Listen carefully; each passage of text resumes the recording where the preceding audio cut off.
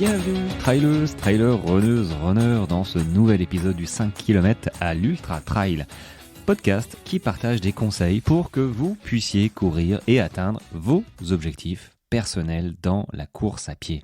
Allez, c'est parti. Je ne te cache pas que je viens de rentrer de ma course, de mon trail, ma petite sortie running en forêt là tout de suite. J'ai encore la tenue de pluie, donc tu m'imagines. Hein, je suis rentré, j'ai fait 1h25 et 13 km. Je me suis jeté sur mon ordi, le micro et me voilà en train de te parler pour le 4e conseil de la semaine. Alors ce conseil, j'en ai parlé hier sur Instagram, hein, un conseil pour les débutants, mais pas que les débutants en fait, pour tout le monde, mais notamment c'est vrai que quand on débute, on a des idées où on pense pas à tout. On pense pas à tout parce que voilà, c'est assez nouveau et on n'a pas à penser à ce qu'on ne connaît pas, hein. Donc là, ce que j'aimerais te faire comprendre, c'est que tu ne vas pas commencer à courir sans aucune difficulté. Ce qui veut dire que personne n'a commencé la course à pied avec son premier kilomètre en disant « Ouh, c'est trop facile, je suis trop à l'aise, j'adore ça, je kiffe ma life et je suis parti pour courir 10 minutes. 10 kilomètres. 10 minutes, c'est un peu court. 10 kilomètres. Bon, non. Quand tu vas commencer ou que tu reprends la course à pied après une blessure ou après une course, hein, une grosse course, hein, on coupe un petit peu après, évidemment, tu as des jambes, elles sont en coton, tu as l'impression de tracter ta maison quand tu cours, tu as le souffle qui est au taquet, tu n'en peux plus. Notamment quand tu débutes, tu comprends pas trop, tu avais dans l'idée que ça allait être facile parce que courir, tu vois tout le monde courir, tu te dis bon allez, c'est mon tour. Non, je te préviens direct, c'est ton tour, ce sera ton tour. Là pour l'instant tu vas galérer comme tout le monde à commencer la course à pied ou à reprendre, c'est normal, ça fait partie du jeu. Et là où c'est important d'avoir réfléchi auparavant au pourquoi. À ton pourquoi tu as commencé la course à pied. Quelle a été la raison qui t'a fait aller acheter une paire de baskets à 130, 150 euros, peut-être une montre, je ne sais pas, à 200, ça monte jusqu'à 800 euros une montre. Elle va pas claquer 800 euros dans une montre quand tu débutes, doucement. Qu'est-ce que la raison? Voilà, la raison. Pourquoi? Voilà. Pourquoi je te dis ça? Parce que quand tu vas commencer, débuter ou reprendre, mais notamment quand on débute réellement la course à pied, pour ceux qui m'écoutent et qui ont déjà quelques mois ou années de course à pied, souviens-toi, tes premières sorties, c'est pas du fun, quoi. T'es pas à l'aise, t'es à peine bien en fait, et c'est compliqué au début de se projeter dans le futur en se disant mais attends, là, je galère déjà à courir 20 minutes, c'est pas pour comment ils font les gars pour courir 1 heure, 2 heures, je vais jamais y arriver, quoi. Donc ça c'est normal au début de pas être bien, ça fait partie du jeu, mais assez vite, au bout de 2, 3, 4 semaines, tu verras que ton corps va s'adapter, tu vas progresser en termes de physique, en termes surtout de souffle, parce que ce qui dérange au début, c'est le souffle. Les jambes vont pas trop mal, et on a quand même des muscles, tous, chacun.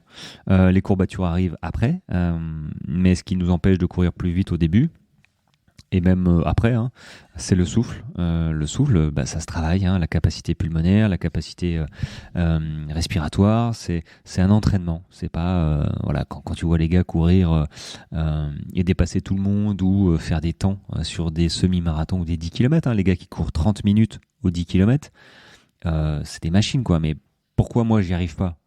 Par exemple, à 30 minutes, parce que déjà je m'entraîne pas pour, mais ce qui m'empêche de courir plus vite, c'est la respiration, c'est le souffle. Le souffle, moi je me souviens mon premier 10 km, mais le souffle, il était, je suis parti à 16 km/h comme un lapin, un lapin de 6 semaines, j'ai envie de dire. J'étais devant, là, une petite course de 10 km, j'étais devant, et puis finalement, 16 km/h, ça a chuté, j'ai failli abandonner au bout de 4 km. Parce que les jambes, ça allait, mais le souffle, j'étais à la ramasse, et j'y arrivais plus. Donc, quand tu commences à être essoufflé, tu ralentis. Donc c'est ça au début qui est compliqué, c'est d'aller au-delà de l'inconfort, voire plus, de la pénibilité, de se dire j'y arriverai jamais. Il faut absolument pas te dire ça. Il faut au contraire te dire tout le monde est passé par là où tu passes. Qu'importe le niveau, même si moi courir 20 minutes au début, il n'y avait pas de problème. Mais par contre courir 40 minutes, c'était vraiment galère. Chacun à son niveau, mais la pénibilité reste la même. Mais c'est vrai qu'on n'est pas tous égaux quand on débute le sport quand même, parce qu'il y a tout le passé sportif. Moi, j'étais sportif avant. Ok, la course à pied, c'était pas ça, mais je faisais du vélo, du ping-pong. Bref, j'ai toujours été relativement sportif, donc c'est certes, je pense, plus facile, mais ça en reste pas moins que les moments de difficulté. Tout le monde, même moi et d'autres, beaucoup plus élites que moi, s'y confrontent, chacun à leur niveau. Et si t'as pas un pourquoi, ton pourquoi fort, tu vas lâcher, parce que tu verras pas en fait, tu verras pas l'intérêt de continuer à te faire mal. Bon, alors l'intérêt de continuer à te faire mal, c'est que plus tard, tu auras moins mal, et plus tard, rapidement, tu vas prendre du plaisir. Et tu vas chercher, j'ai envie de dire, le plaisir presque dans la souffrance, dans le déplacement de soi, quand tu vas franchir cette ligne d'arrivée tant attendue pendant ta course, tu vois, que tu n'y croyais pas, ou que tu as pensé 18 fois abandonner, que tu ne l'as pas fait, tu verras, là tu vas kiffer, voilà. Tu vas adorer ne pas de t'être accroché et ne pas avoir abandonné, voilà. Donc les amis, on ne lâche pas, parce que au début, tu l'as compris, c'est galère. C'est galère. D'autant plus quand on n'a pas de méthode. Alors j'espère que tous les conseils que je donne, vous les écoutez, parce que c'est par là que vous allez tous passer normalement. Et si vous pouvez éviter ou anticiper les erreurs, c'est tant mieux, parce que je vois beaucoup de messages de blessures, toi, tendon rotulien, il y en a, et il y en a trop en fait. Et courir, c'est pas difficile, mais c'est pas si facile que ça. C'est un sport qui est simple, mais pas facile à appréhender, et surtout, il y a des méthodes quand même. C'est pas juste acheter sa paire de baskets et aller courir, ce serait trop facile. Il y a quand même des méthodes, et notamment la progressivité. Donc, quand tu débutes, ok, ça va être galère, mais il faut aussi ne pas débuter trop vite, trop fort. Ça aussi, ça fait partie peut-être des raisons que les gens abandonnent plus ou moins rapidement la course à pied, c'est que ils y vont trop vite, trop fort. Voilà. Alors qu'il y a des méthodes. Donc si tu souhaites continuer, débuter, écoute, et que tu ne sais pas faire, que tu as besoin d'encadrement, je le répète souvent, tu m'envoies un petit texto, un petit WhatsApp, tu vas sur mes liens de cet épisode où j'ai tous mes liens, ou sur Instagram, et je te dirai comment je peux t'accompagner si tu as un objectif en tête, si tu veux être certain et apprendre vraiment les bonnes manières. Il vaut mieux investir sur soi au début pour vivre et profiter de son activité favorite, qu'est la course à pied, que de tâtonner, d'aller de blessure en blessure, et finalement peut-être à force de désillusion, d'abandonner, frustré de voir tout le monde réussir. Alors tout le monde ne réussit pas, par exemple sur une course, tout le monde ne termine pas sa course, alors que tout le monde devrait terminer sa course. C'est pas une science exacte, et c'est bien l'attrait de ce sport, c'est que oui, tout le monde devrait terminer, mais même moi, j'ai toujours été finisher, mais c'est pas parce que j'ai toujours terminé mes courses que je terminerai toujours mes courses. On n'est pas à l'abri d'une blessure, on n'est pas à l'abri d'un coup de moins bien, de choses qu'on ne peut pas anticiper.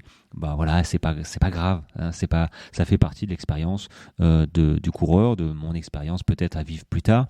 J'espère ne repousser ces expériences-là, parce que ça reste pas agréable à vivre, très clairement.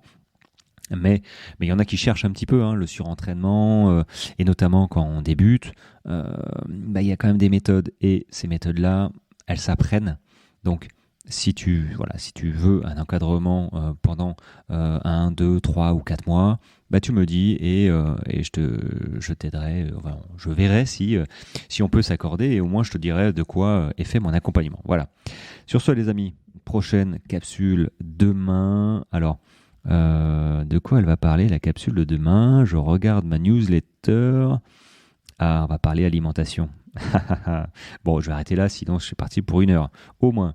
Donc, bonne course, bon run. Bonne journée, bonne santé, bon tout, et on se retrouve demain, les amis. Et pensez, avant de se quitter, pensez à, liker ce post, cet épisode. N'hésitez pas, ou au contraire, je vous invite même si vous aimez écouter ma douce voix et mes conseils, mes expériences, de noter ce podcast le maximum. Et peut-être un petit commentaire, c'est toujours ça de prix et apparemment ça aide pas mal à faire monter dans les classements. Voilà. Bon, je vous souhaite maintenant une bonne journée, on se retrouve demain. Allez, ciao ciao.